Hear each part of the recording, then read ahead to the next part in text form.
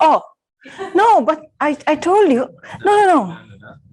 Should I it again? Just now we did. Okay. That didn't turn out like we thought, but anyway. Yeah. Okay. So what just happened? What he just experienced was being caught in the crossfire. I'm not sure how each person, you're well practiced. So when that little episode happened, each of you would have probably experienced it differently. For some people, oh, that's amusing, what's going on? For some people, it might be, what's happening here?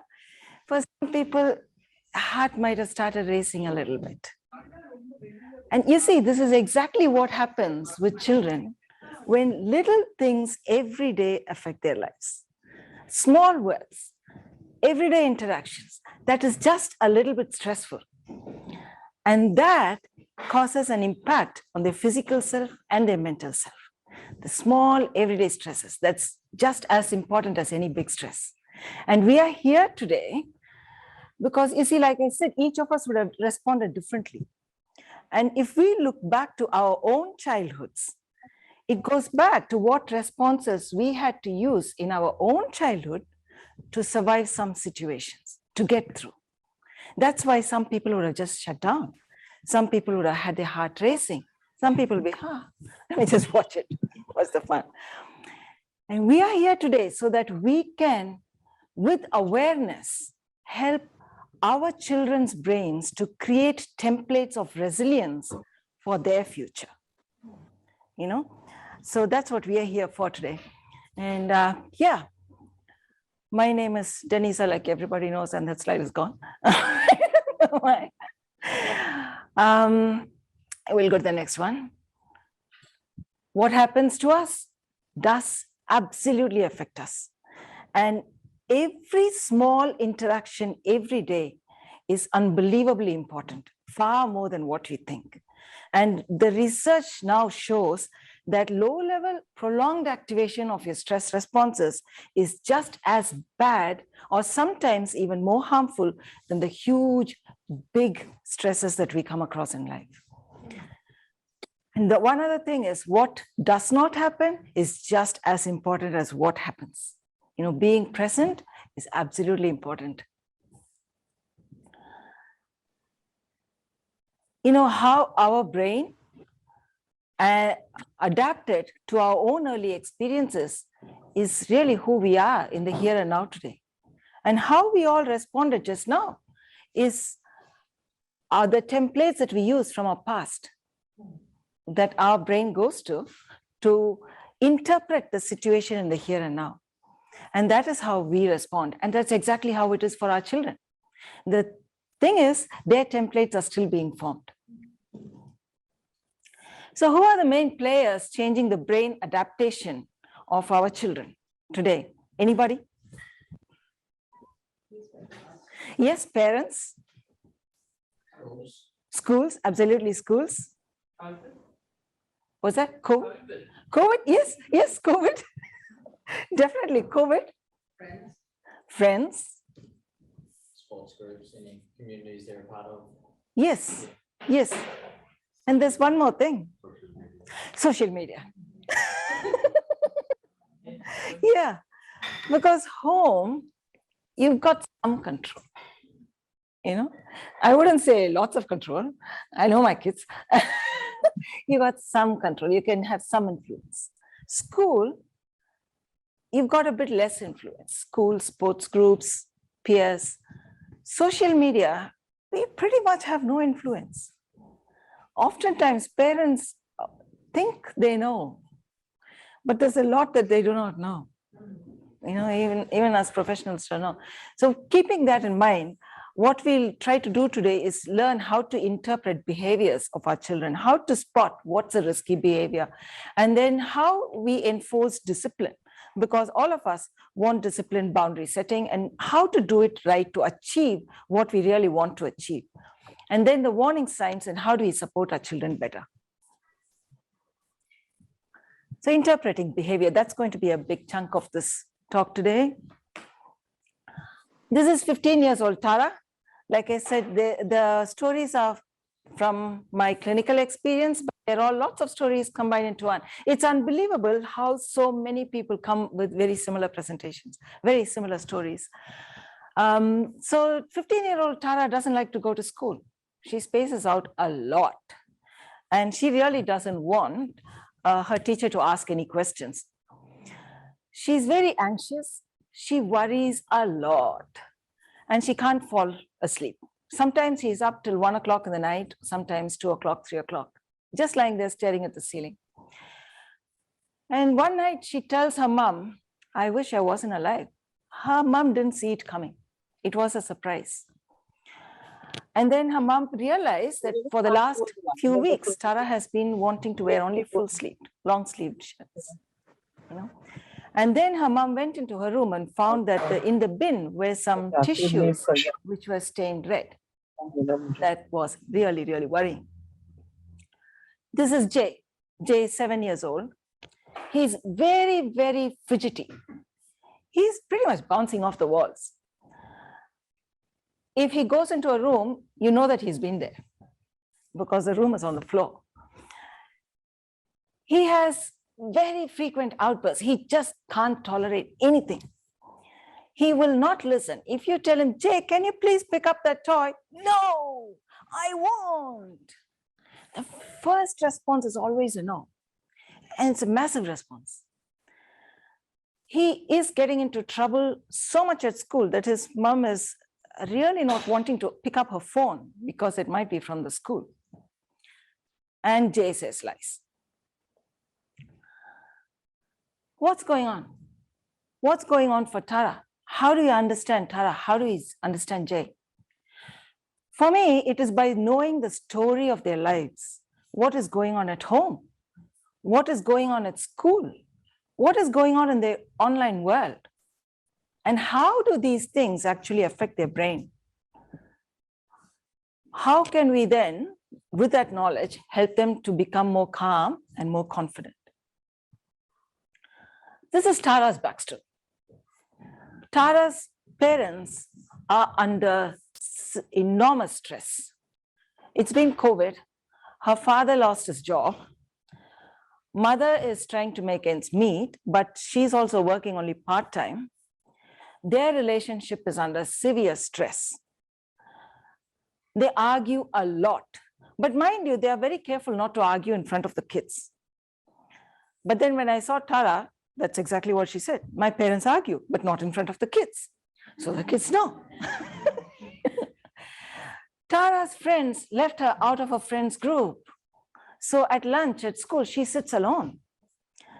When it's playtime, she goes there, but nobody wants her to play with them. And then somebody posted a really nasty meme of her on Instagram. She couldn't tell anybody. She didn't even want to tell her parents. So she spaces out in class. She can't sleep.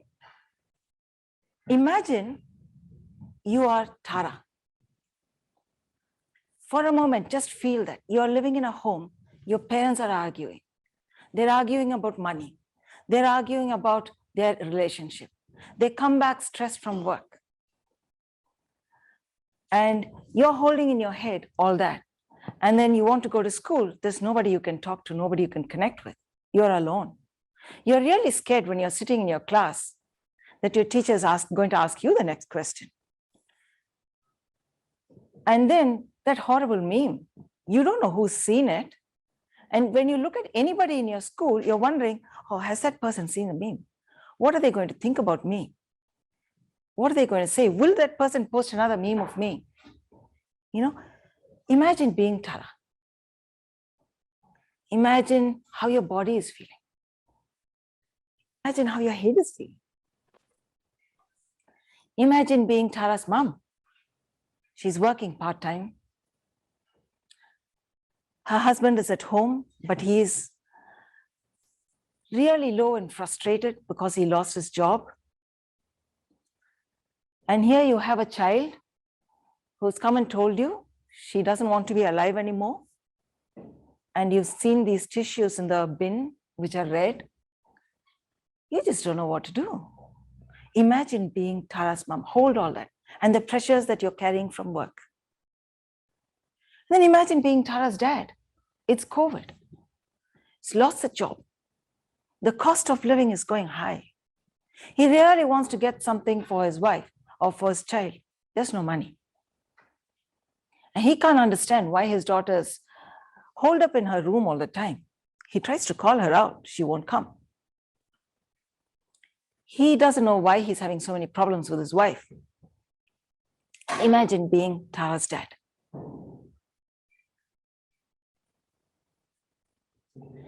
Tara has a brother.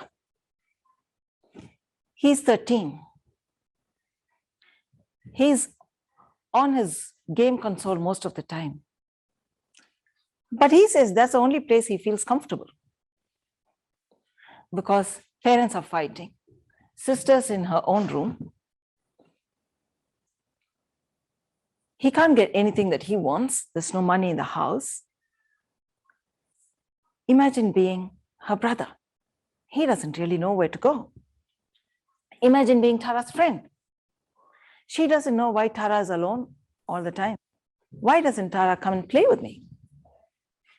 Why is she just sitting by herself? Maybe she doesn't like me. Imagine being Tara's friend. Imagine being Tara's teacher. Oh my God, this kid is so hard. She's just spacing out all the time. How do I get her to focus? This kid is inattentive. This kid's executive functioning is just not working. Imagine being Tara's teacher. How many times do I have to explain the same sum to her over and over and over? Why can't she do her assignments?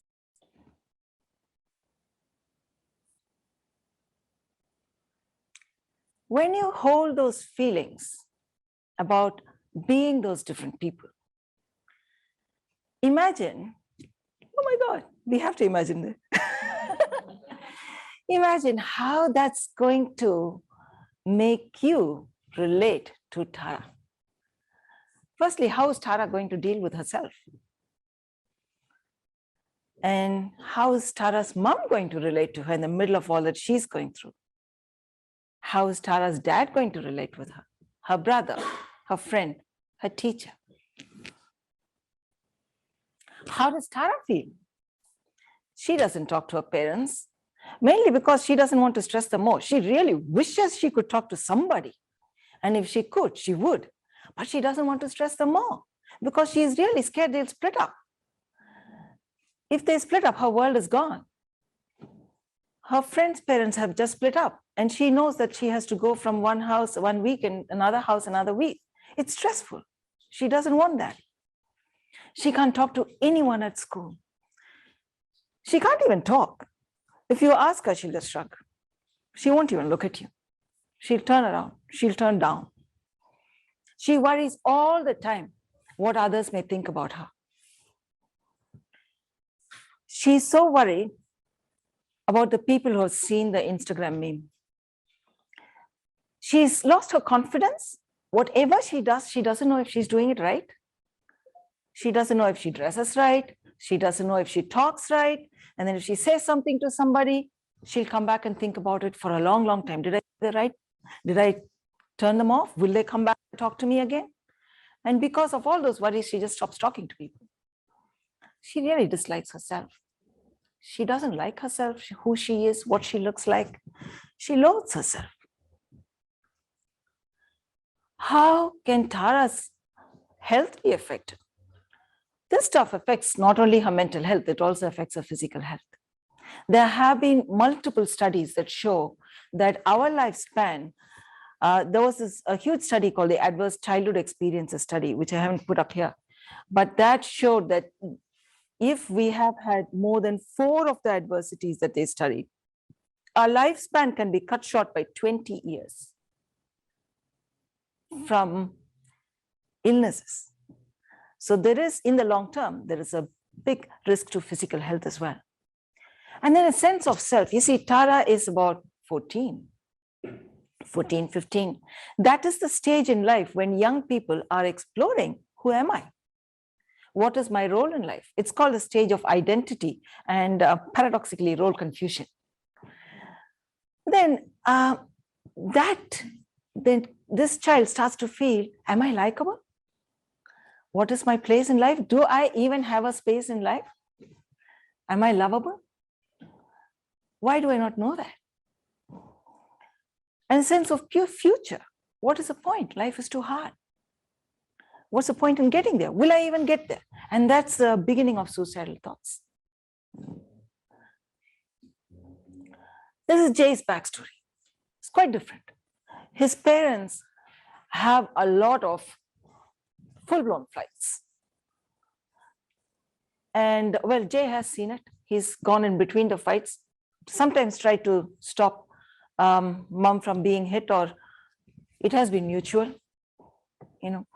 He gets hidings. And often when the parents are flying, sometimes there are stuff flying around the hall. So he'll go and hide under a table and he'll cry, or hide under a couch. Sometimes he's got an older sister who will hold him and hide in the cupboard with him. Alcohol is a problem. And when there is alcohol involved, those days are sometimes worst days in the household. He's called a very naughty boy at school. He has no friends. He can't sleep. Imagine being Jay, little 7-year-old, and all the stuff going around you in your house. You're very scared somebody might get hurt. You're very scared, what if my mom gets hurt? What if she dies? What if my dad gets hurt? What if the police take him? What if, something happens and he goes to school? Nobody likes me. I'm trying to play, but I don't know. Nobody likes me. My teacher hates me. She keeps calling my mom. They don't want me to play with the other kids. And if I go and play, I can't even play for 5 minutes. Imagine being Jay's mom. All the stuff that's going on in her relationship, and then managing a child whose teacher or school is calling you almost every day. And very frequently, you've got to go and bring the child back from school. Imagine being Jay's dad or Jay's sister, hiding in the cupboard with a younger boy, waiting for the fight to get over, or sometimes wondering if she's got to call the police. Imagine being Jay's friend. Friend just can't understand. I'm trying to play with this kid. Why is he yelling at me? Why is he throwing stuff? Why is he fighting with me? Imagine being Jay's teacher. Oh, this kid is so fidgety. He is hyperactive. He's jumping off the walls. What do? Imagine being Jay. How do you make sense of what's going on in your world? How do you deal with yourself? Imagine being Jay's mom. How will all that you're carrying in you as each of these people affect how you interact with Jay? And remember, you're carrying your own story as well. The teacher carries their own story from their own lives, from their own families. And so does the friend. So like I said, Jay is fighting all the time. He gets angry really easily. He's excluded. And interestingly, sometimes he can't remember what he said or what he did. He'll punch holes in the walls sometimes. And then he will say, no, I didn't do it. And once he actually went and asked his mom, why are my knuckles sore? His mom knew that's because he had just punched a hole in the wall. But he couldn't remember. Next one. So what happens to Jay's health? Again, there is going to be prolonged activation of the stress system will cause problems with both physical and mental health. You see, Jay is 7 years old. Now, at this stage of brain development, your cortex is not very fully formed. See, it's your lower brain structures that are more formed. And the child has this thinking called magical thinking. They attribute anything happening in their world or their universe to themselves. If good happens, oh, that's because I was there. If bad happens, that's also because I'm there. And all this stuff is happening in my life, in my world. Maybe I'm not good enough. I'm not good enough to stop my parents from fighting. I'm not the good child who could bring peace to this family. I'm not good enough. And I should have done more. They carry this with it throughout their life. And when Jay is 15, if I had to see Jay, he will tell me exactly the same. I'm not good enough. Because it grows with him when it starts at that age. And then I hate everyone because everybody hates me. Nobody can get along with me. We'll see a short clip, YouTube clip about how stress affects.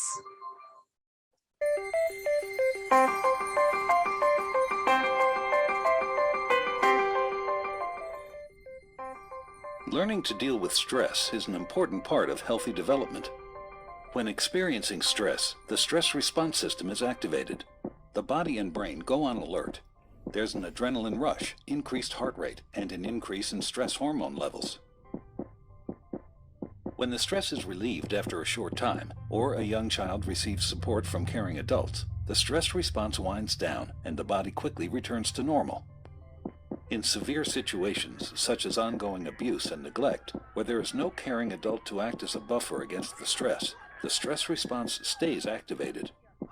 Even when there is no apparent physical harm, the extended absence of response from adults can activate the stress response system. Constant activation of the stress response overloads developing systems, with serious, lifelong consequences for the child. This is known as toxic stress. Over time, this results in a stress response system set permanently on high alert. In the areas of the brain dedicated to learning and reasoning, the neural connections that comprise brain architecture are weaker and fewer in number. Science shows that the prolonged activation of stress hormones in early childhood can actually reduce neural connections in these important areas of the brain at just the time when they should be growing new ones. Toxic stress can be avoided if we ensure that the environments in which children grow and develop are nurturing, stable, and engaging.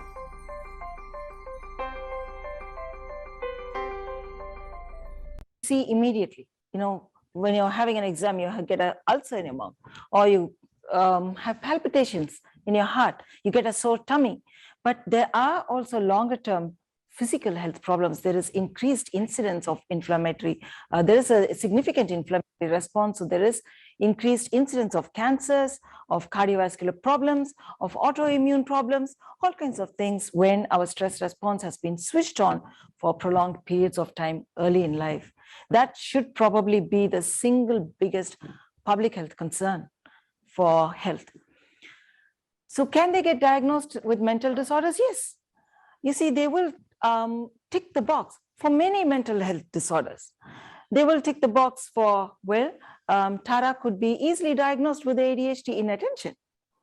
And Jay could easily be diagnosed with ADHD hyperactive or mixed picture. They could be diagnosed with PTSD. And usually in my work, what I see is we start with one diagnosis. And then it'll be, say we start with ADHD, then it'll be ADHD and anxiety, then ADHD and anxiety and depression, ADHD and anxiety and emotional dysregulation. What's going on? How many diagnoses can one person have? What is actually going on in their brain? The problem is the reason I'm doing this actually is because we have to have a paradigm shift if we really want to achieve outcomes for our children. We've got to understand the biology of the brain and how it works. Our diagnostic systems are symptom clusters. They give us labels, not answers. And if we can delve deep and look for answers, we will be able to find them. And this power does not sit only in the hands of professionals. It does not have to. It sits in the hands of every person who comes in contact with a child. Every parent. The power is there in each one of us in this room. And I will tell you that in my work, I have been able to get people who have been called out of control ADHD off the medication and get discharged well. what happened? There wasn't a magic. It was just regulation, connection. And we can do that. We can achieve that. The next slide, our systems are not designed for it. You see, we depend on what is called the DSM. That's how we diagnose mental disorders. But the DSM in itself was actually a classification that started in 1952, way before we had any knowledge of the biology of the brain. When I was a medical student, I learned that by the time you're 2 years old, all the development is done and dusted. There's nothing else that can be done. But actually, now we know the brain is plastic. And we really did not have any functional MRI scans. Nobody knew what was going on in the brain. And that is the time when this system was started. It was started by putting together clusters of symptoms because people wanted to give a name and talk to each other. Oh, this is what we're seeing.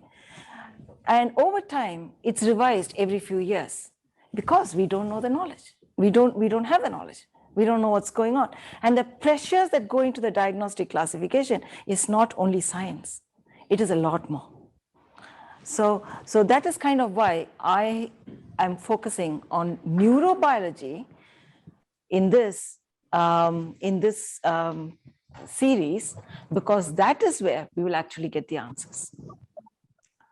So we look at brain adaptation, how a state of mind affects our function, and about the plasticity of the brain.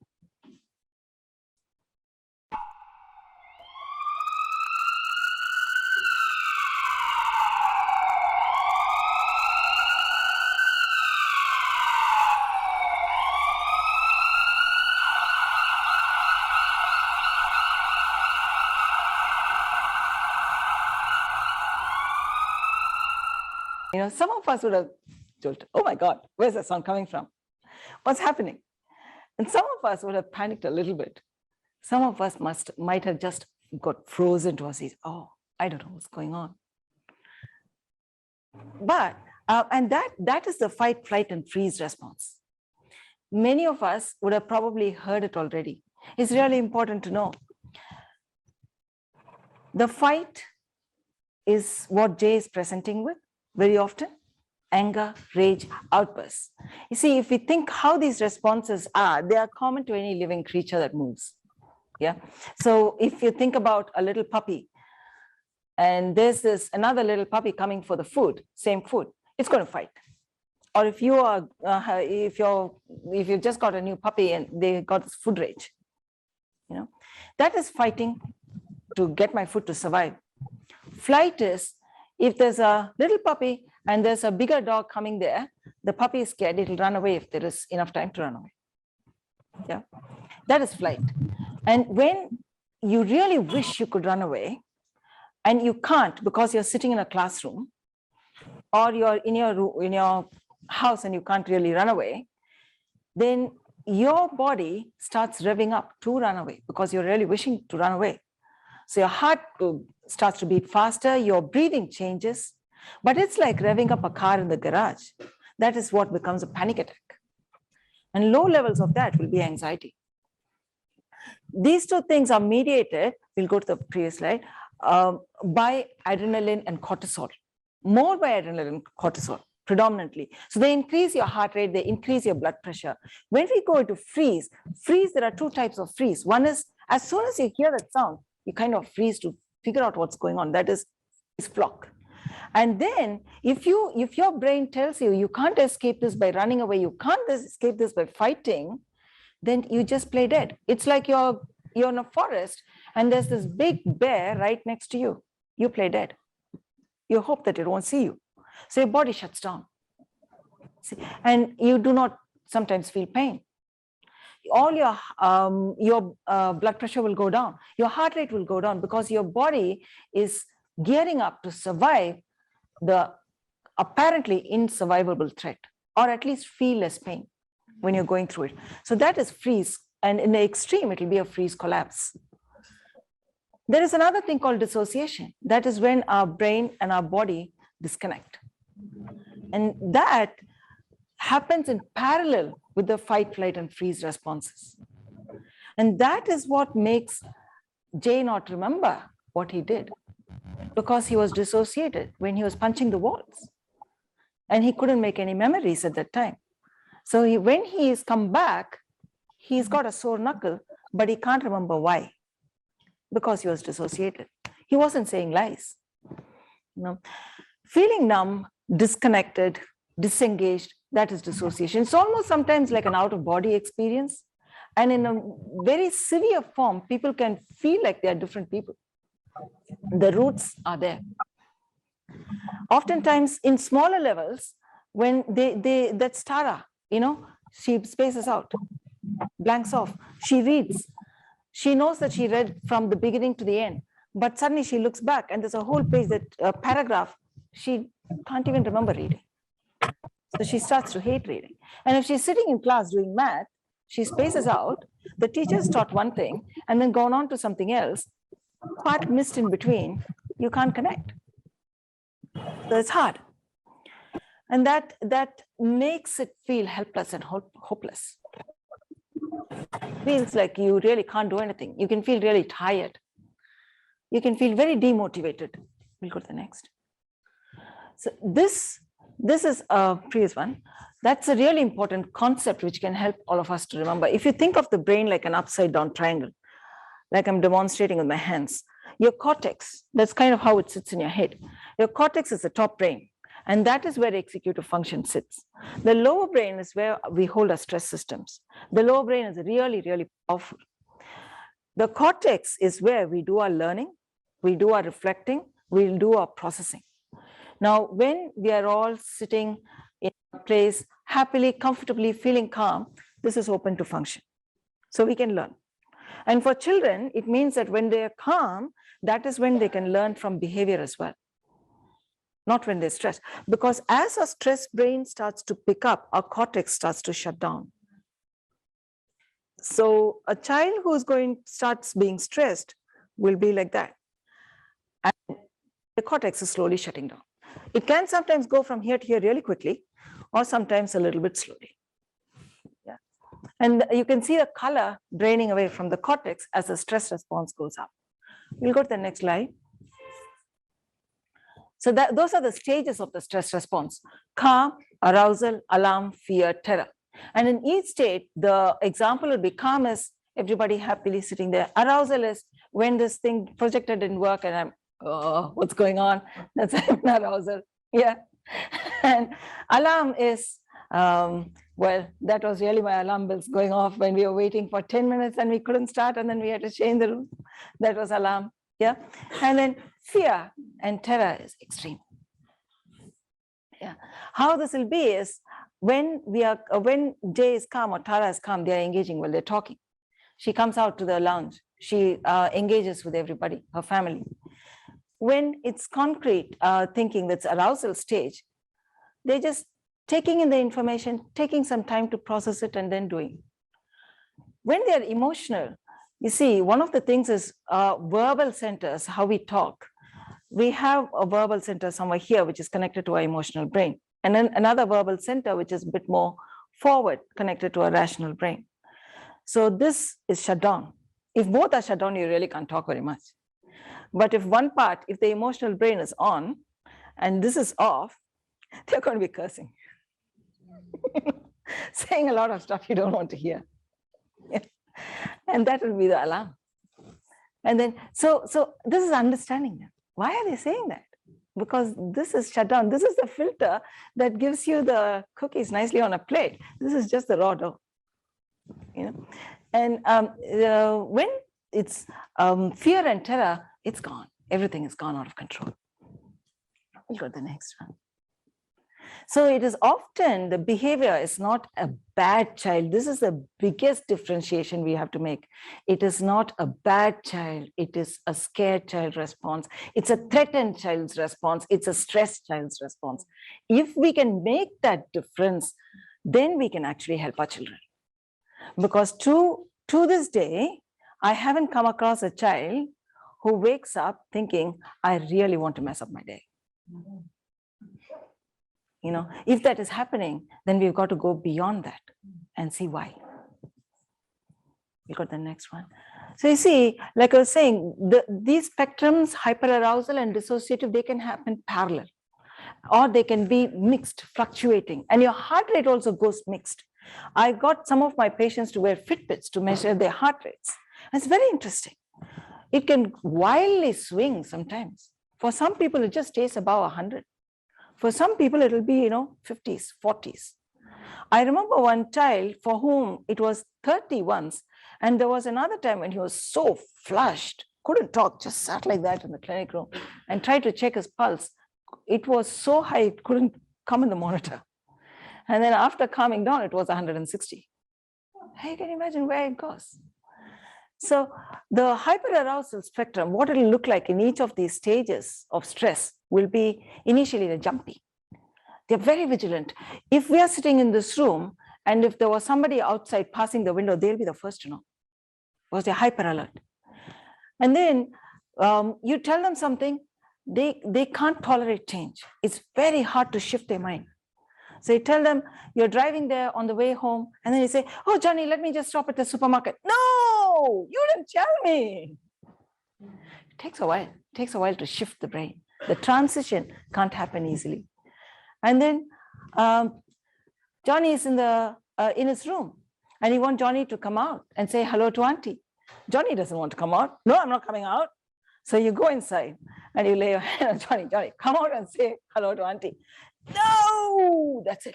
If you push a little bit more, the room will be on the floor. Dissociation, you see, that's another thing.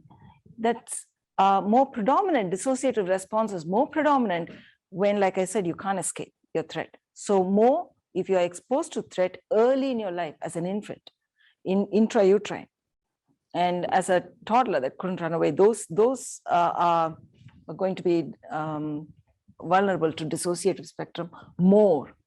And also girls, people who have gone through sexual assault, where you can't escape, you dissociate. So we'll talk about shy Samantha. You enter a room. This child whose pattern template is to dissociate feels uncomfortable, doesn't want to be there, wants to hide, will turn away, and then pretend not to see you. And then you ask, Samantha, can you please tidy up your room? Yes. Yeah, okay. Passively. But when they're saying yes, they're not saying, I will tidy up the room, because they are going further and further into their stress mode. Our words are no longer words, it's just noise. And this noise is bothering me. I want this to end. So I will keep nodding, because if I keep nodding, they will go. So it was noise. It did not really go in. It did not get processed.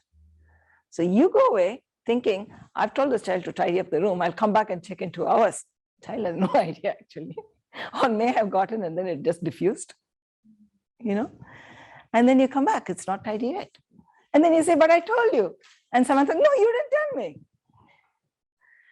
See, that's what is happening in the brain, the dissociation.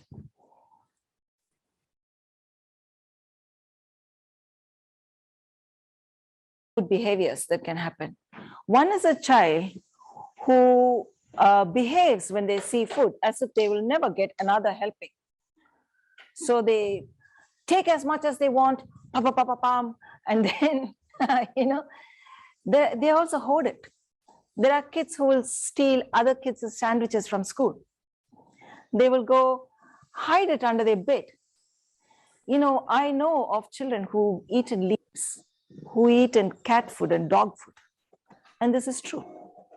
When I go back into the history of those children, there's often a story of food deprivation.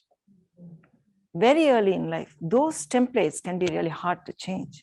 See, research shows that, I know there's a lot of talk about the first 2 years, 3 years, but the most important period in your life is intrauterine and the first 2 months. When there is stress in that period of time, that is a template that's going to take a lot of work to redo.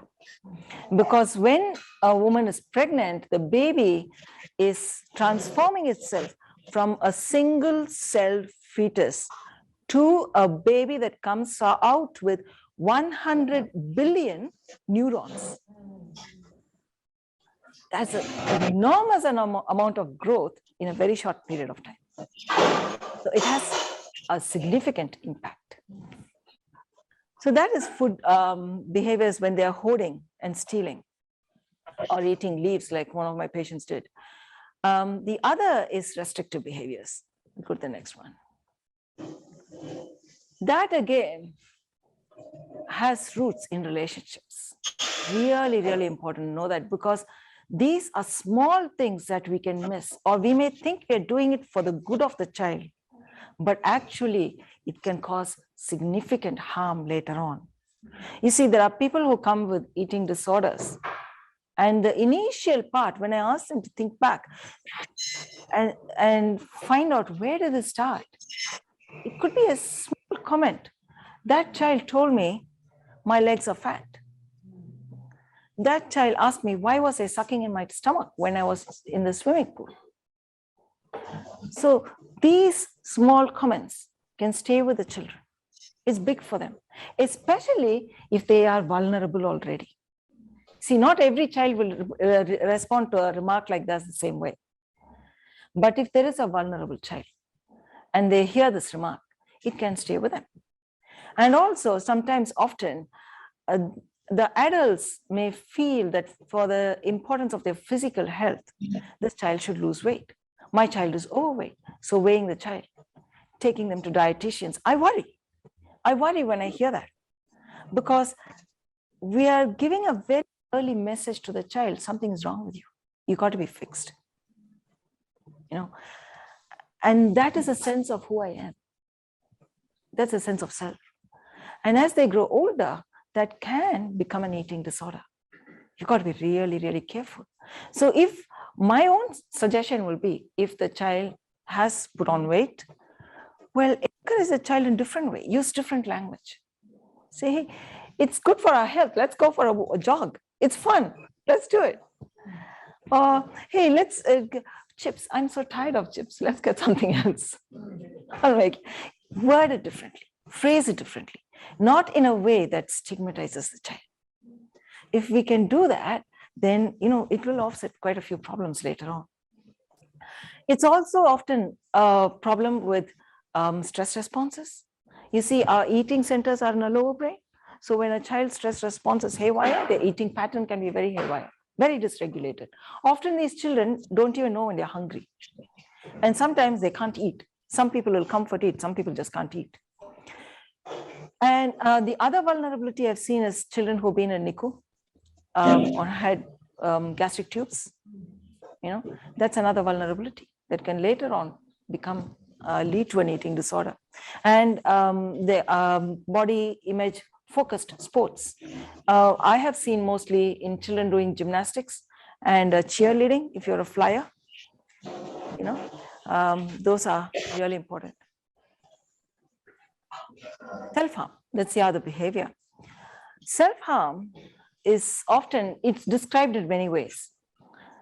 People panic, but often it is not suicidal.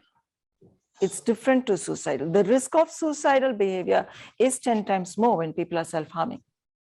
But self-harm in itself is actually a state of mind when a person is highly disconnected, dissociated. When that happens, they feel numb and they cut. They cut often wanting to feel something. They cut trying to escape something that is hard to escape from. And when they cut, your body releases endogenous opioids. It's a soothing thing. And that seems to give relief. So that is kind of how children cut.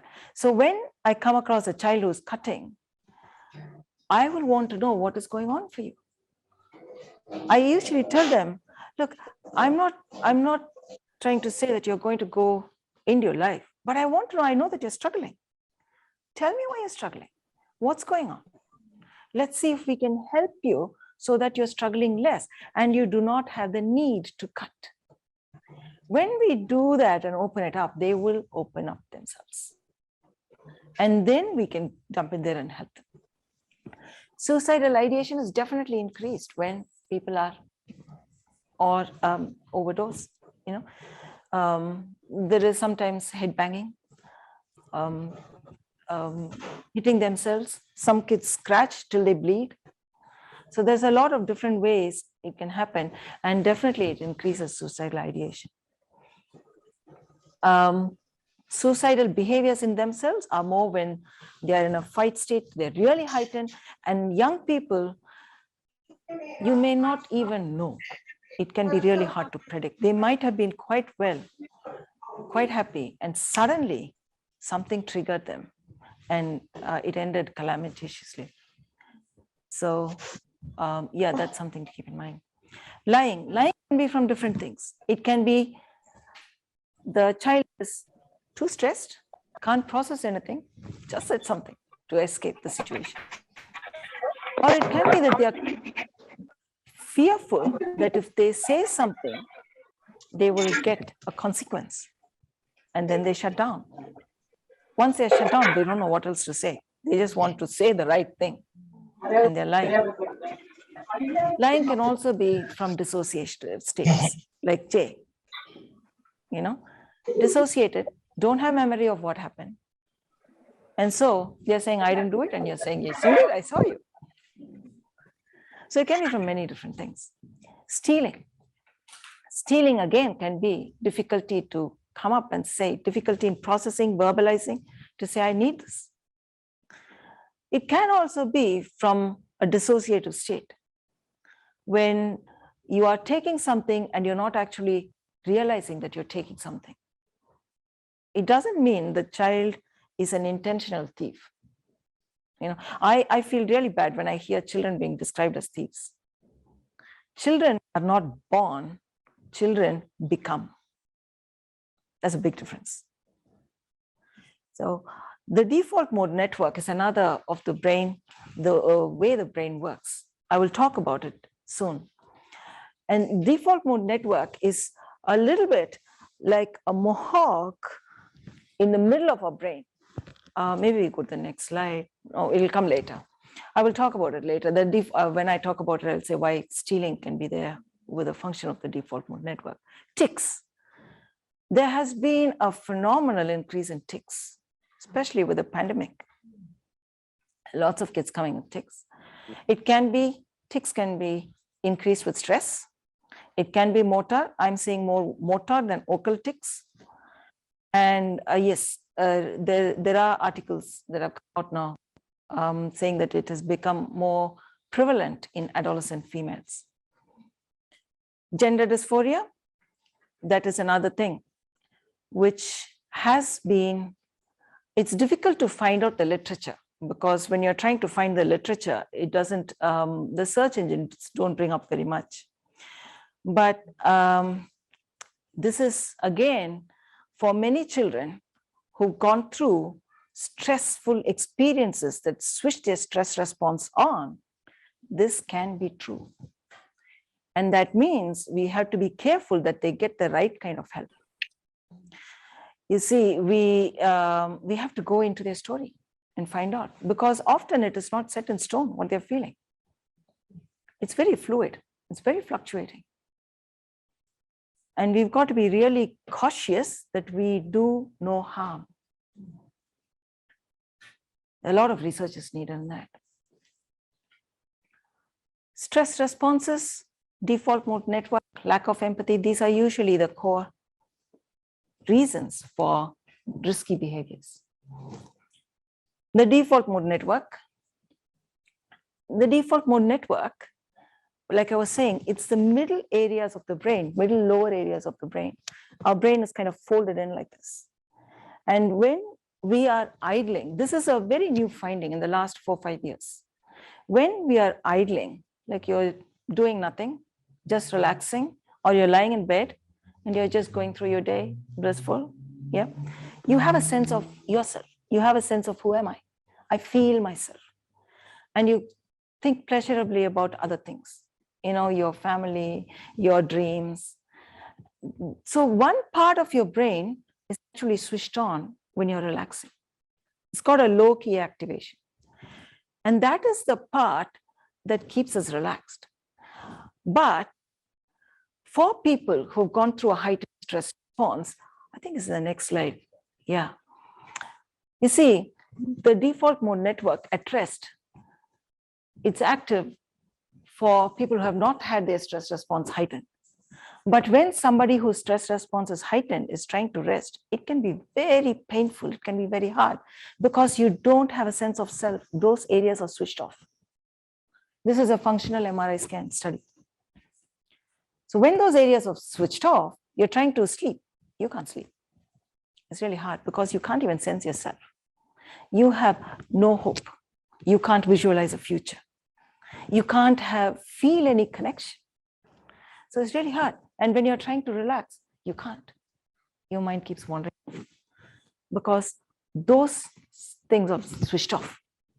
But when, sorry, oh, I can point it on the computer. Okay, so, but you see, interestingly, when a person who hasn't had activation of their stress is exposed to threat, so say suddenly a siren went off, then for a number of us in our room who haven't had our stress response activated, our default mode network will switch off. It's kind of an adaptive dissociation. We dissociate to focus on the threat. If we have to get out of the room, we get out, and then we come back. Yeah, we're very focused. But for people who have had their stress systems activated, it's the opposite. That is the only time they have a sense of self. They feel something. They experience something. So you see, this is just the opposite in the diagram. And that is a vulnerable population. If we think about the RAM rates, that is a vulnerable population who can be exploited. Because when they are then made to do those things, they actually get a good feeling out of it. And when they're getting a good feeling out of it, they will be doing it more. It happens with stealing. Why do some people steal? Why do some kids steal? They have everything, but they're stealing. Because their default mode network is switching on at that time. It's almost like they have a need to put themselves in high-risk behavior situation, high-risk situation. And often, it can also happen with, they say, war reporters. You're used to it. You have to be in war. Otherwise, you feel life is hopeless. So yeah, this is kind of what I talked about, the vulnerable population. Empathy. Empathy is the foundation for social connection. And the important thing to remember is you can't give the love you did not get. And that starts from very, very early in life. You see, our brain doesn't develop like our arms or legs. Our arms or legs would know what to do. You know, when they're formed, they know there has to be a bone. These bones have to be covered by these muscles or skin. But that's not how the brain develops. The brain develops by experience expectant development. So you give me something and I will grow in response to that. So if you don't give the child something, those networks will not grow, or they will happen inadequately. That is the root of psychopathic behavior.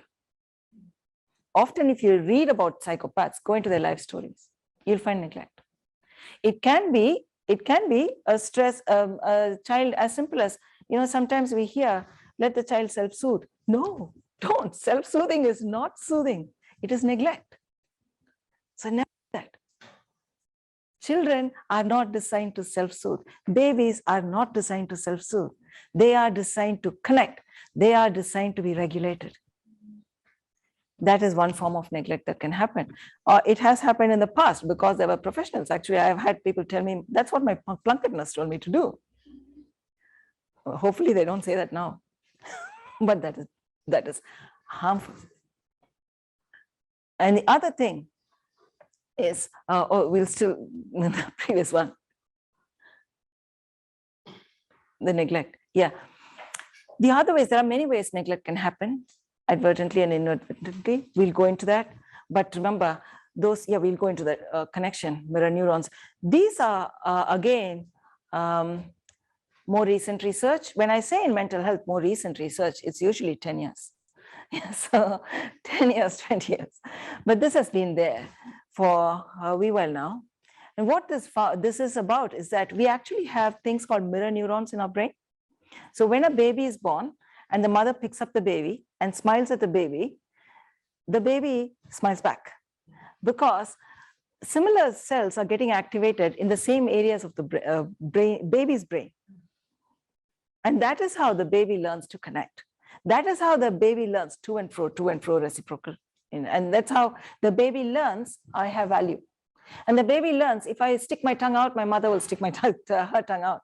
If I cry, my mother will look at me with compassion, with concern. And if I smile, I can make her smile. That is how the baby learns. And if that interaction doesn't happen, then those social networks are not going to form. We'll see a small... Don't let me go. Why do people cry at movies? Why do sports fans get so excited during a game? Why do they feel anxious if their team is losing? The answer?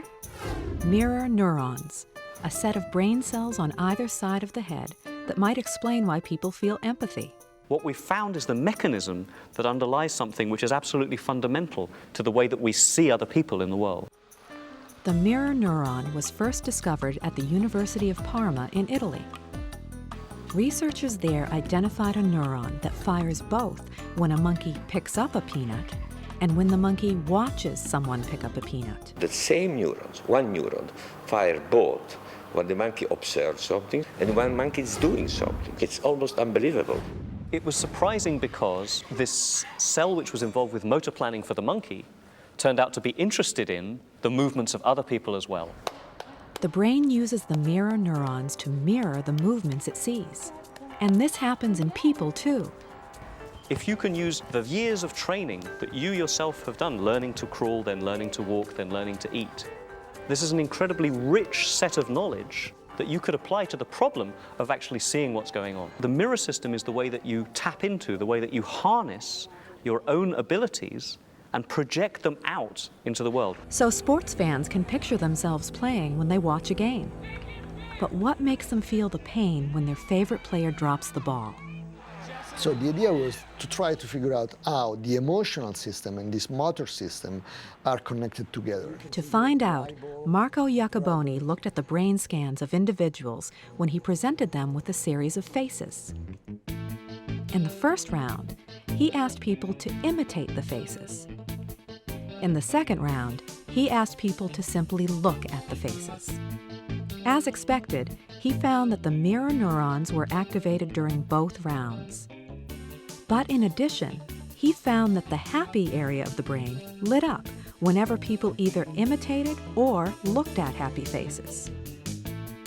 So he thinks the mirror neurons can send messages to the emotional system in our brain. And that's the mechanism that allows us to feel empathy with other people. We strongly believe that that's a unifying mechanism that allows people to actually connect at a very simple level. There he is. So what happens if the mechanism is broken? It's been known for some time that children with autism could be quite intelligent, but have a profound deficit in social interaction. Christian likes to play.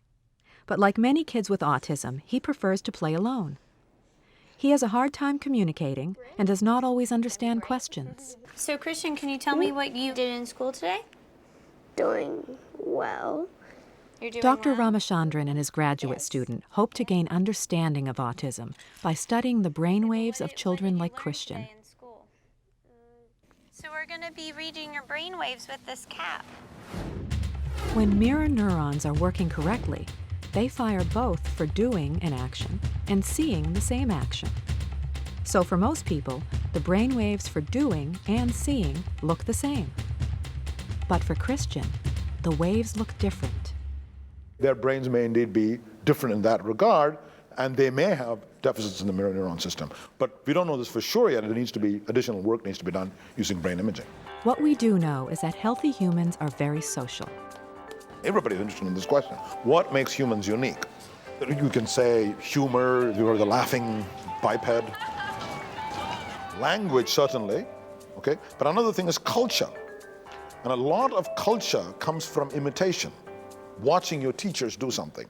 So it sounds like the mirror neuron is a big part of what makes us human.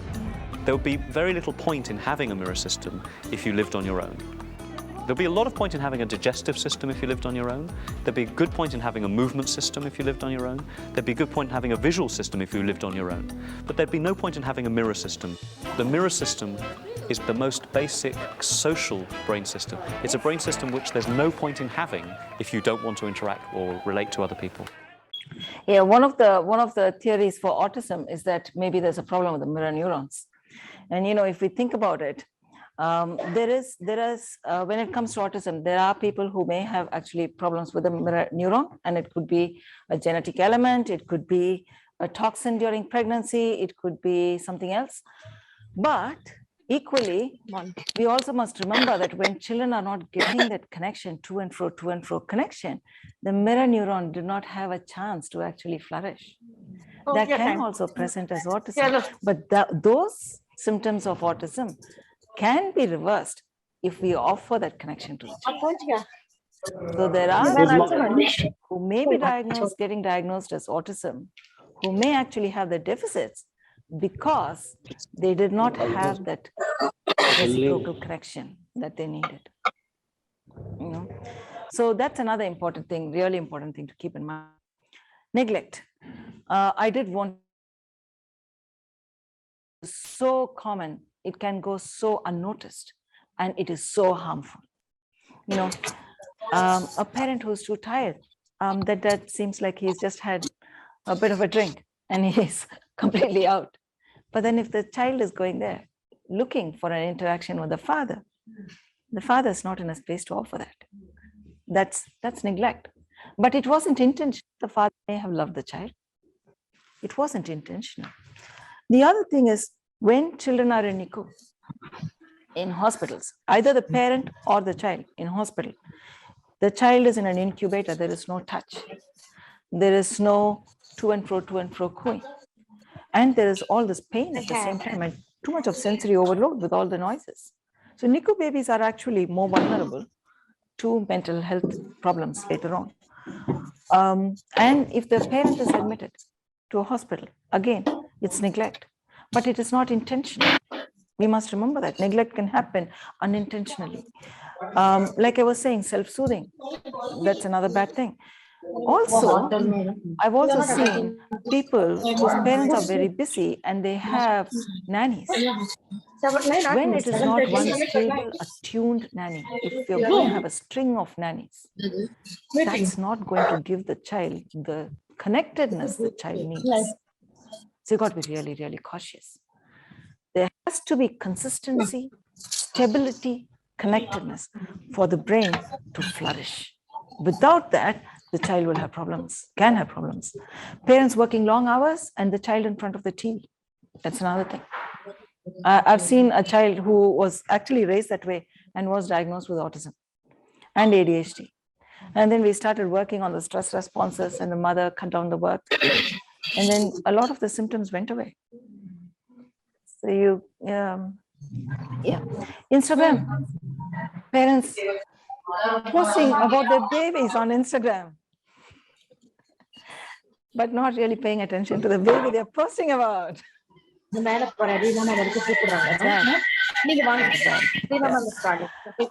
in the COVID world has been a new level.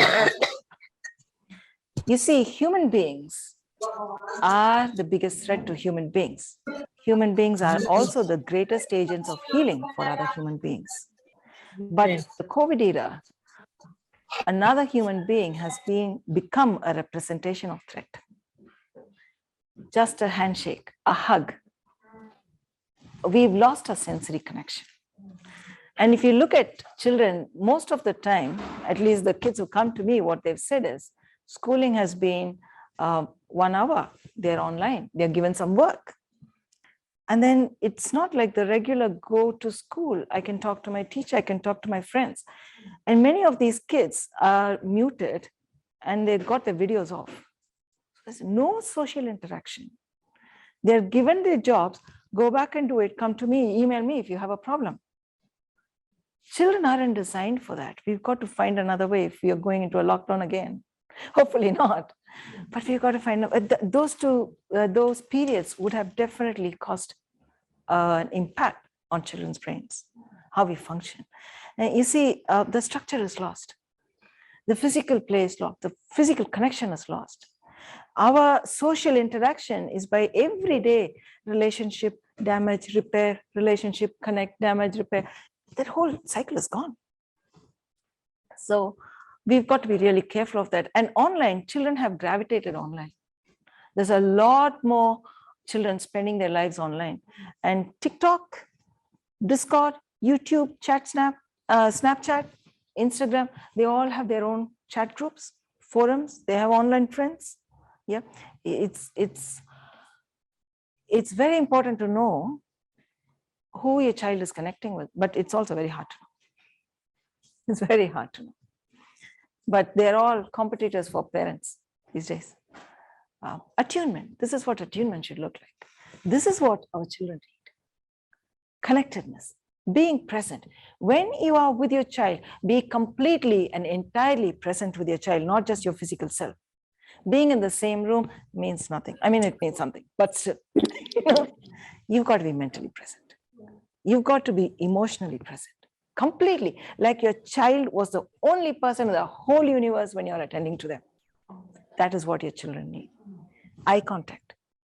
Don't keep doing a thing. We may do it, we all do it sometimes, but do turn and look at them. Give them eye contact. That is how they learn. I'm valued. I am valuable.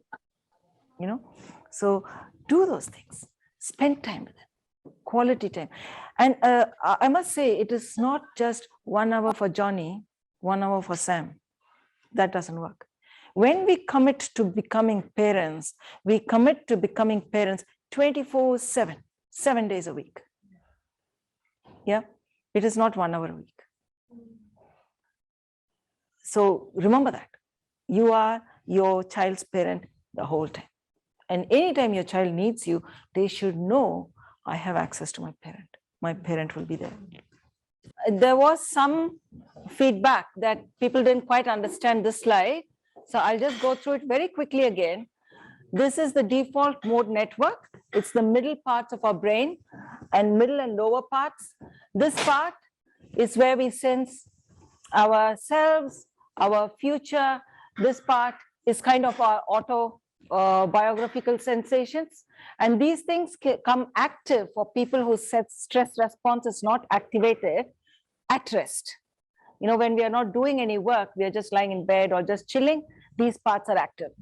And these parts switch off when those people whose stress response is not activated to stress, it's not sensitized. When these people are exposed to threat, that switches off. So briefly, we kind of disconnect with everything, focus on the threat, get out, and then we are back to our usual self. But, and especially at night, when we are trying to sleep, that is what gives us that comfort of who I am, and I can go to sleep. But for people whose stress response is activated, it is exactly the opposite.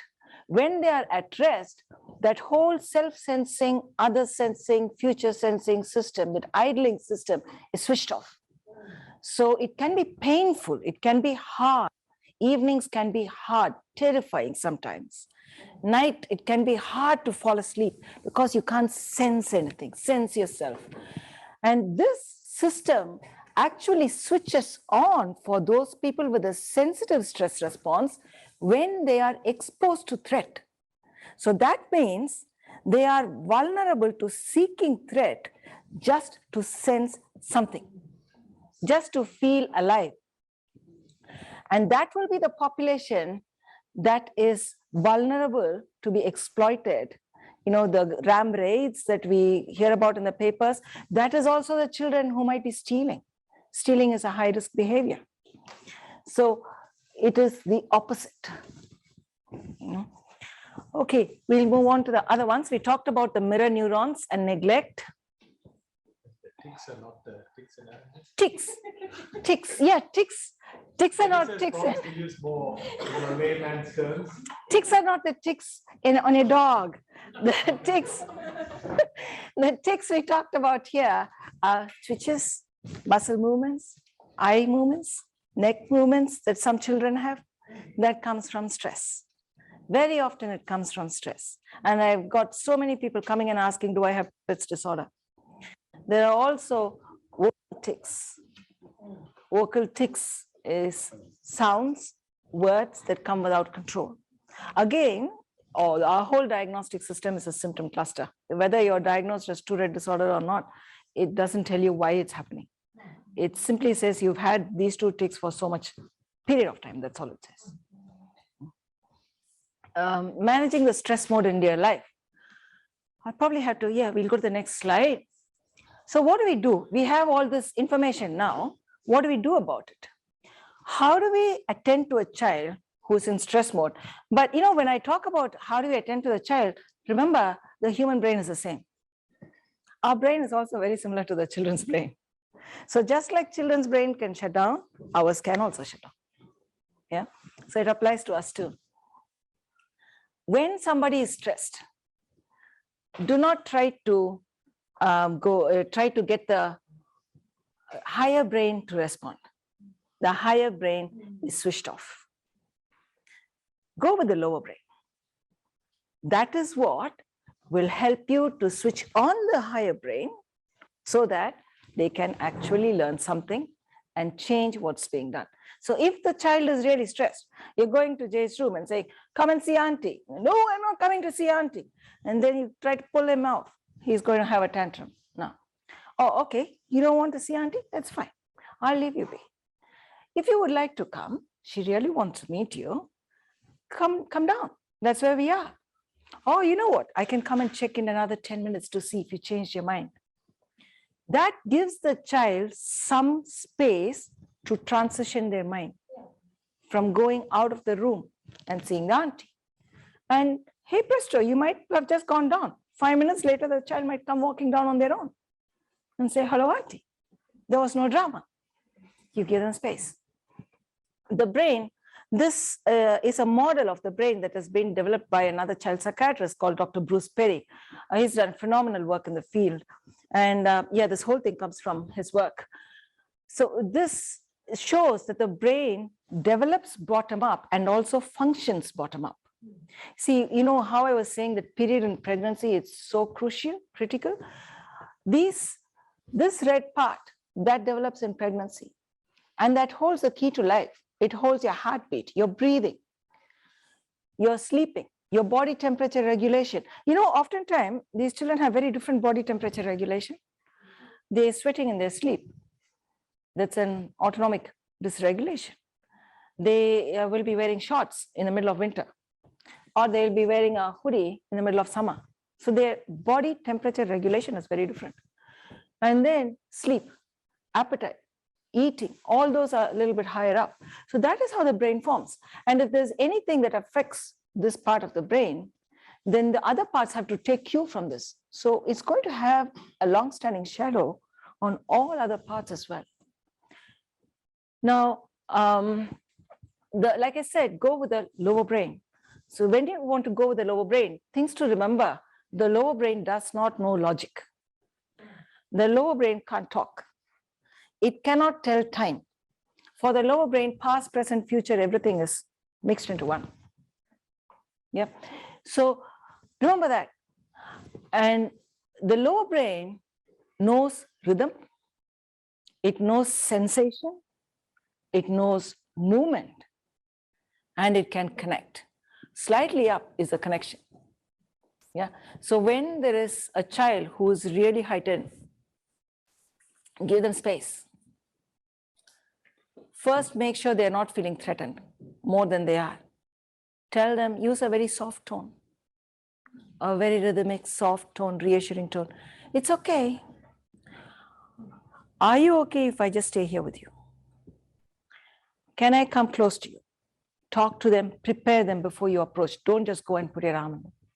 Unless you're their parent and they're well connected with you. But sometimes even with parents, you'll get a pushback. Shall I come close to you? Are you okay if I put my arm around you? And then hold them firm, gently rock. And in your words, use a rhythm, lilting words. It's okay. We'll be all right. Come.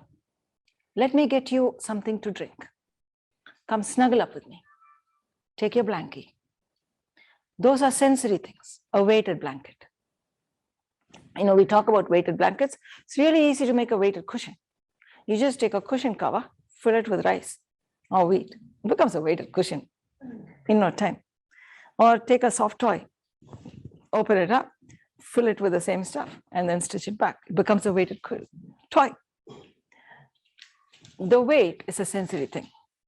Or tell them, come, let me give you something cold, something chilled to drink with ice cubes. That's a sensory thing. Get you a towel for your face, or come to the bathroom, wash your face with me. Or just snuggle. And then the child will still. So if we want to connect to the children, we have to first regulate the role play. Without regulation, it is impossible to connect. Regulate, relate, and then reason and reflect. Don't even bother to say, use your words. I've heard this so many times. Use your words, use your words, use your words. Well, the brain is shut down. The words are not going to come. And if the words come, they're going to be words you really do not want to hear. So don't say that. This is a concept that's really important to know. This co-regulation and co-dysregulation. When the child is heightened, if the adult stays calm, here it says teacher, but it can be parent, it can be aunt, it can be anybody.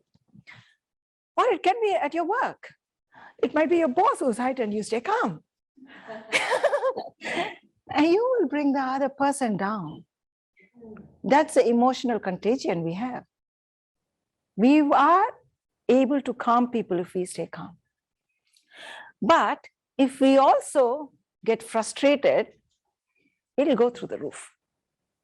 Because we are not co-regulating, we are co-dysregulating. So when the parent or teacher also starts to get angry, I told you this, get your tiffin box, get your lunch box. Why did you forget your pencil case? Whatever, you know, it's going to go through the roof. So just staying calm. That's a really heightened child. Take deep breaths for yourself if you want to. Go wash your face and come if you want to, if you need to. Stay calm, the child will come. And then just hold firmly. Let them cuddle with you. That's good human connection. No words, just action. That's enough. And slowly you will see that anger drain away. Very often, you know, once they have this huge major outburst, they just sleep because they're drained. Feel drained. So yeah, and use that method and be totally mentally present. Be connected. Emotionally available. That's really important. These are all sensory strategies that I just talked about that we can use, you know, and it's easy to use. Send your child to the school with a flask with ice cubes. You can keep sipping it. It's a sensory thing. They can take it, put it on their face. And you know, if schools have that in the fridge, that's a very good thing too, if they do that. And weighted toys, weighted blankets. Have a sensory space in your room if your child needs one. Get a sensory blanket. When they're studying, if they're spacing out, I tell my young people do that. Put your blanket on and wash your face. Take little breaks. Go wash your face. Keep something to drink. So you space out less. You're using sensory strategies. And then, what's that? No problem. So would only cold anything? Cold, warm, whichever the child likes. So it's just a difference in temperature, which is a sensory thing. And I've come across more kids wanting ice. But there may be some kids who want a really hot chocolate, you know, you never know. So yeah, that's sensory. And then regulatory activities, regulatory. Rhythm is very regulating. You know where this comes from, how we regulate with rhythm, human beings. When we are infants, babies in our mom's womb, that is the first place we learn regulation to the rhythm of your mother's heart. And that's one of the things we do not learn if the mother is stressed, because her heart is not going to go to a regular rhythm. It's not going to go boom, boom, boom, boom. It's going to go boom, boom, boom, boom, boom, boom, boom, boom, boom. That's not a regulated rhythm. Yeah? So we regulate with rhythm. And if you look at any culture, you've got rhythmic music. That's very regulating. And you know, we can use that when a child is heightened. But I always tell people, have small doses of regulating activity spread throughout your day so that you're rewiring your brain the whole time to being regulated. So every now and then, take a 5-minute break. If you have a gym ball, just go roll on the gym ball. If you have a trampoline, go jump on the trampoline. Go on the swing. Go for a walk. Do some coloring. Or sit on your rocking chair. If you are not able to do anything else, put your weighted blanket on. Sit on the rocking chair, listen to some music and do some coloring. It's regulatory. And you know, with regulation, it is possible, if we do that very, very carefully, very meticulously, it's possible to change the wiring of your brain. But small doses, multiple times a day, like tiles on a floor, weave it into your day. It's not only 1 time or 2 times, weave it into your day. We go to the next one. Yeah, what not to do? Do not raise your voice. That's going to trigger them more. Do not assume a threatening posture. That will trigger them more. Do not try to reason, it will not work. Don't try to reason at all. Remember, the cortex is shut down. This is switched off. So do not try to reason. Do not say use your words. Do not say talk to me. They can't talk. Do not never ever lay hands on them. I've known this happen very often, I shouldn't say very often, at times in schools, when a child was dysregulated, the teacher went and just touched them, and wow, you should see a picture of the classroom after that. Do not throw their things away. Do not break their things. Do not confiscate their things in that moment. The only response a child gets from those actions is they do not like me. They do not love me. They do not care about me. That is not the message you want to give your child. Have a chat with them when they're calm. Do not label at any cost. The child carries that label with them. Do not say you're a liar. Do not say you're a thief. Do not say you're difficult. Do not say it is because of you I can't do this. Your child has nowhere else to go, no one else to turn to. So be very careful of your words. Yeah, this slide will show why use your words won't work. Because this is a functional MRI scan. Well, it's extremes that is shown on this. This is the Romanian orphans. I don't know how many of you know that story, but if you see, these parts are shut down. And why I'm showing it is that though it is an extreme, it shows what happens to the brain when it is stressed. These are the parts where you have your verbal processing. And very often when they go for psychometric testing, they will come back with auditory processing disorder. Why is auditory processing disorder there? Those parts are shut down. They are not actually getting in what you're telling them, and they can't verbalize. When that is off, this child, this brain cannot function like this brain. You wouldn't expect a fractured arm to carry a school bag. Why would you expect this brain to use their words? So you've got to be really careful. So how do we discipline? It's a balance between tolerance and trigger. Children need boundaries, definitely. But how we enforce it with love, that is critical. Because if we trigger them, they will get nothing out of it. And they will move away from us. But if we enforce it with love, within the limits of tolerance, the moment we know the child is starting to get triggered, back off. Because it will not achieve what you're trying to achieve. To achieve what you're trying to achieve, stay within the limits of tolerance. I'll show a short video to show the window of tolerance, what that is.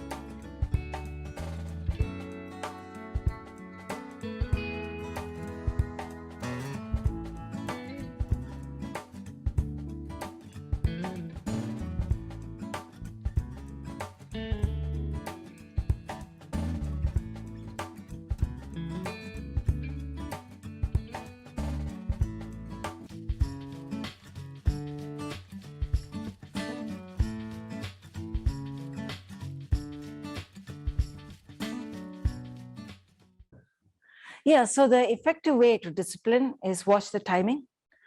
Do not try to discipline at the wrong time, not when your child is heightened. Have a quiet talk with them when they are calm and regulated. At that time, they will be able to, you will be able to reason and reflect with them more. Have a healthy conversation with them, not a blaming or stigmatizing conversation. Do not punish in the moment. In the moment, the most important thing is to calm and regulate. Calm your child, regulate your child. Listen. If they are saying something, listen to them. Give them your attention. Stop if your child is shutting down. They may have been calm, but it might be a difficult topic. So you start talking to them and then you see that they're, you see the change in the face. The eyes are falling. The body is stiffening, turning away. Stop. Let them come back to you. Because when they are heightened, that's gone. Words become noise. So stop. And yeah, negotiate with them. So to achieve what you really want to achieve, every day, every minute, it's not only the time that your child is stressed. Every minute, every day, every time you're with your child, be mentally present. Be emotionally connected. Your child needs you. There is nobody in the whole wide world who can take the place of you in your child's life. Professionals can't. We cannot fix children. That's a fallacy. We can give some suggestions. Medications can only be a stepping stone, a foot in the door. They do not fix people. I have seen a whole heap of medications used for people, and when there is no relational connection, nothing works. At the same time, I have also seen people recover and flourish when we could not use medication, but they had connection and they had regulation. So it works either way. Sometimes you need it, but do not hang your hat on it. We can treat people, we do not heal people. Healing happens in the lives of people, among people, within families. So stay connected, stay consistent, regular regulation, role modeling. Role modeling is very, very important, not only because of what our children see us and learn consciously, but the mirroring that happens subconsciously. It's really important. Warning signs: edgy child, irritable child, crying child, irritable and angry. If a child is just looking vacant, spaced out, and really disconnected, they're dissociating. Children who are isolating, don't want to come out of their rooms, suddenly wearing only long sleeves, red tissues in the bin, poor sleep, or different patterns of eating. Be careful. Be careful. What should you do? What can you do? Show interest. Show interest in them. Show interest in what's going on in their lives. Sit with them. Be present with them. Even if they can't tell you, they'll probably tell you if you ask them, what's going on in your life? Tell me. Especially if they're a teenager. You don't know. But be present. Be there with them anyway. Let them know you are there. And just keep saying little things. I'm here for you. I'm here for you. If there's anything you need, tell me. If you can't tell me, it is okay, but I'm here for you. Be available. And I cannot emphasize how important it is to be not only physically present, mentally present, mentally present, mentally present. Collaborate with your children and co-regulate. Allow them time, and there's nothing more valuable than love, love, love, love, unconditional love. Not I will show you love if you finish your homework. Not I will show you love if you tidy up your room. Love, love, love. Nothing more important than that. So make sure if there is one message you get across to your children, that they know they are loved, that they know they are precious, that they are valued, they will be heard, and you're always for them. no matter what. Even if the whole world falls apart, even if the whole world tells them they're bad, you are there. Make sure that your child knows that. Yeah, so we are interpersonal beings. We are made to connect. Use the connection. Resilience, that's where it comes from, connection. So thank you very much. And any questions?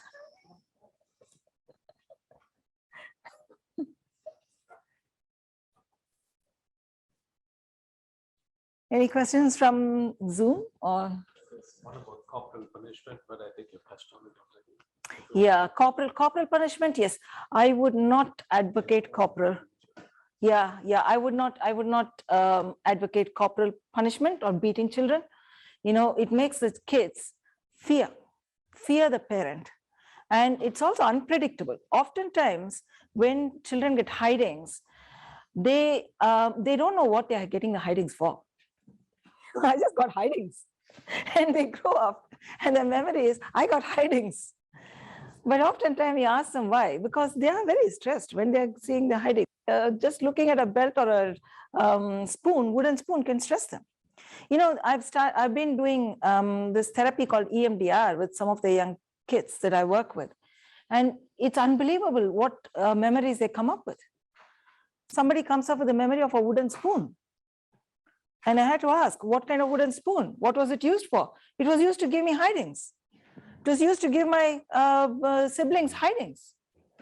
That has been carried with this young person in their life for years, and it had to come out. So I wouldn't advocate that. I would suggest instead an approach of collaboration. Sit, regulate them, calm them down. What are we trying to achieve by the hidings? We're trying to achieve good behavior. So instead of going down that pathway which disconnects us from the child and makes the child us and them, connect with your child. We are one. We are the them. We are the us. Be one with your child.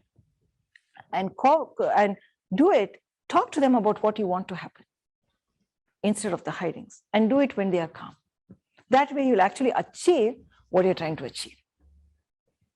Okay. Anything else? Yes, we are doing this as a series. So we've been thinking of doing it once every 2 months, and I'm divvying up the topics so that it doesn't become too for one session. This was on behavior. Then next we will do about relationships, I think. And then about how our brain function affects our learning from behavior or learning academically. Any of those learnings, it's all learning. And then how the brain develops, a little bit about that. And then managing stress and resilience. Yes. We'll also be running a series for young people so that they can connect to their own brains and understand themselves better. And then we'll do a series for professionals, anybody who's in the world, who's having in their world, professional world, has a connection with children, in whatever form, shape, or manner. Yes. So when you talk about this maladaptive behaviors, which is caused by food restriction, so if a child is gluten-free or something, that you restrict them, I mean, all others are having that, and she wants to have that, but she cannot have it. Yeah. Does that cause an impact?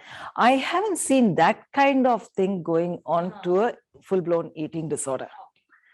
You know, but I am cautious when children, without having a medical problem, they start to restrict. You know, I don't want. I'm going to be, I'm not going to have meat for a child who's has been having meat, and culturally, if it is appropriate, and suddenly I want to become vegan. So those will be warning signs. Look out, something is going on. And why is this child suddenly making these decisions? Is it based on some relational factor? So finding ways to do things with connectedness. And that will be how we achieve what we want to achieve. Will you see that kind of behavior coming out maybe of a child talking about sort of ongoing stresses, medical difficulties? Absolutely. Constant pain. Yes. Even things like one of my sons, he suffered with growing pains. So, and pain in his eyes. So often at night we'd have to go in and try and help him. But he had various things that actually for years caused pain. Would you see some of those acting out? Absolutely. Absolutely. So when I have to see somebody, I look not only at their mental health records, but also their physical health records. And, you know, I haven't come across the specific type of eye pain that you talked about, but often I come across otitis media, ear pains, and eczema, asthma.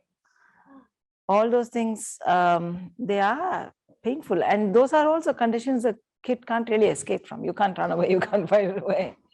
And however much your parent loves you, you've still got the pain. You know, so those are, yeah. Yeah, the importance is, sometimes I'm hesitant to even use the word trauma because it's activation of your stress response. You know, that is what gives the final outcome. And when we use the word trauma, people immediately go to, you know, physical abuse, sexual abuse, or some kind of verbal abuse. But it's everyday stress. If two parents are not talking and they're living under the same roof, that's stress. It'll activate the stress response for the child.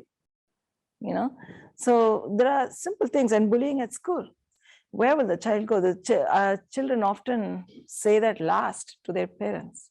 They don't tell, and they don't like to tell anyone they're getting bullied. And when you spoke about the self-soothing is not soothing. Yeah. We normally assume that we need to give them time to, you know, recoup and come back. But I'm talking about babies. See, when you have a heightened older child and you calm them down first. Don't just send them away. Calm them down and then tell them if you want to go chill for a bit, chill and come. That's okay. But send them in a good way, in a positive way. But babies, when, and sometimes the parent might also be quite frustrated, the baby is not going to sleep. So you just leave the baby and walk away. The baby is going to cry themselves dry and then sleep. That is not soothing sleep. That is not self-soothing. They just cried themselves dry. And then they lose hope. They lose hope that if I cry, somebody will come and help me. So they stop crying. And then we are happy thinking, oh, they've learned self-soothing. No, they stop crying because they've lost hope. And when that happens, that can be the roots of psychopathic behavior. Because that has taught the child very early in life, your feelings do not matter. And you will not get help. So that's dangerous. Yeah. You seem to be on the forefront of research and behavior. I just had a question about something that wasn't even mentioned.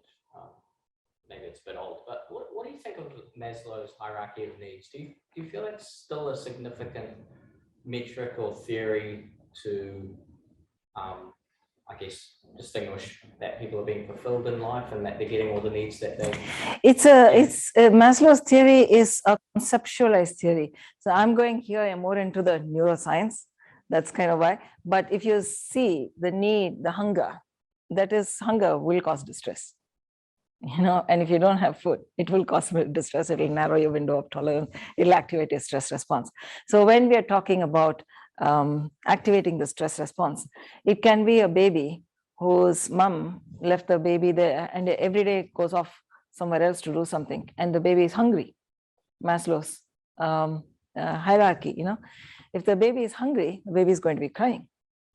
And if the mom doesn't attend to the baby, that baby is going to feel hunger as trauma. You know, because when I say trauma, I mean activation of the stress response system. Or if a baby's nappy is wet and the baby hasn't been changed in half a day, and that happens regularly, or a whole day and that happens regularly, that's going to be traumatic for the baby. It will activate the stress response systems. And when the child presents much later in life, we are going to say there's no trauma, but actually there was a thing that happened. So yeah.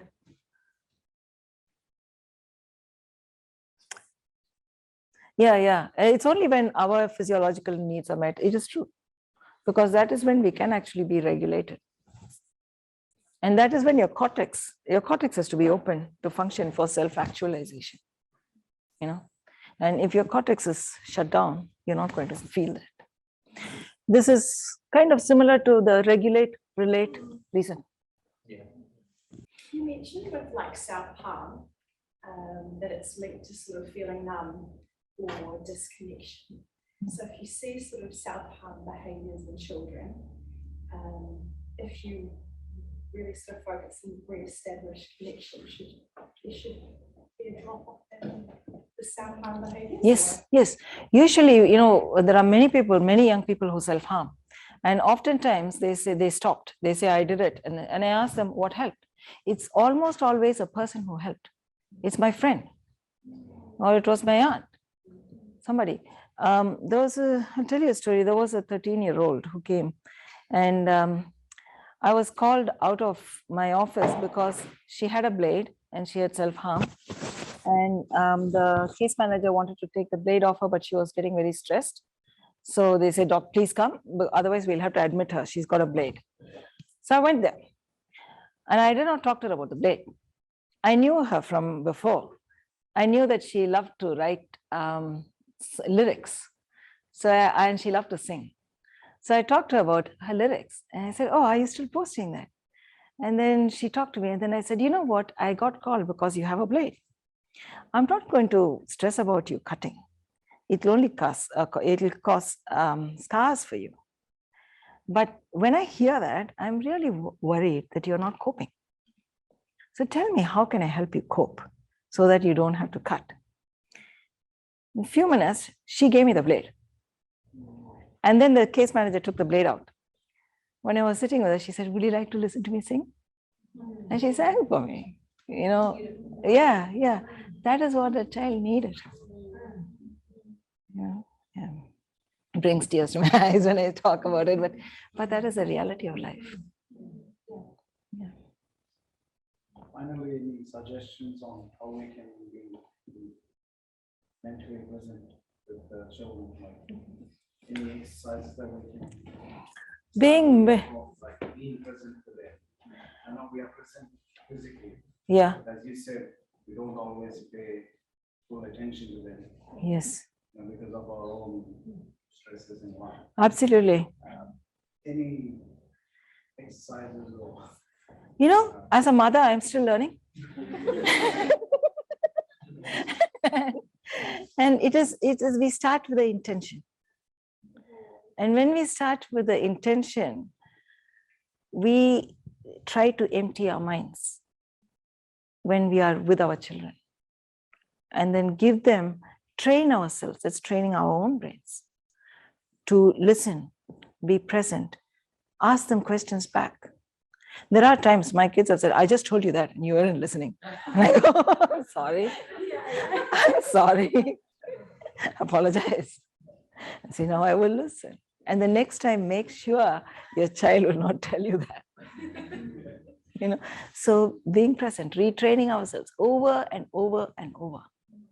Our brains can be retrained. It's a bit harder as you grow older, you know, but our brain is still plastic. We don't have to write ourselves off. So yeah, that's how it is. And eye contact is, eyes are windows to your brain. So eye contact is really, really crucial. Give your child eye contact. And yeah, that'll be it. When you spoke about activating the stress response system, that is something that's supposed to happen. Yes, normally, you know, we can never switch off a stress response. It has to be activated, but it has to be activated adaptively, not maladaptively. In that picture of the default mode network, that is adaptive activation. When you're seeing danger, you switch everything else off, you go into fight, flight, freeze, and then you survive, you're back on. When you're crossing the street, there's a big truck coming at you, you run before you think, because your cortex will immediately shut down. If you start analyzing your situation, will I really get hit? How might it be if I get hit by a blue truck or a purple truck? What make is that truck? You're not going to survive. So your cortex will shut down and you will run before you think. And that we must have that response to survive. But it becomes maladaptive if we are doing it every time we're crossing the road, when there are no vehicles there. So that is a difference. And that is a problem when our stress response is being prolonged activated. If you keep stretching a wire for a long period of time, it's going to change shape. But if you take a rubber band and just twang it and release it, it'll go back to its shape. It's a bit like that. Yeah, adding on to that, the other thing will be make sure that you are addressing your own stress. Go for some regular walks, have some couples time together, and make sure you are de-stressing. You're taking time to de-stress so that you don't carry that with you.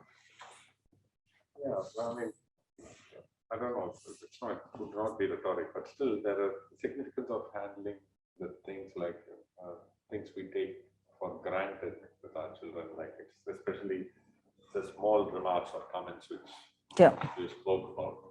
I mean, as parents, when we assume that it's nothing, it's just an expression of strictness or expression of something. So we need to, how do we learn to deal with that? Because we don't give that importance, like that small comment or small neglect or push away or expression of anger.